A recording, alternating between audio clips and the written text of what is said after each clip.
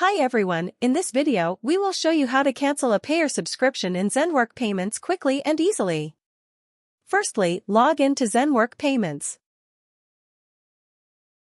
Navigate to Billing and Subscription. Click the user profile icon located at the top right corner of the page, then select Billing and Subscription. The Billing and Subscription page will appear.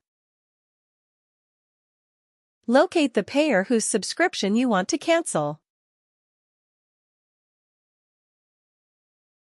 Click the ellipsis icon next to the payer's name and choose Cancel Subscription from the menu.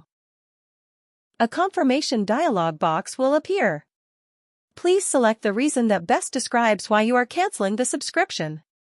You may also provide your own reason in the dialog box. Later submit to complete the cancellation process.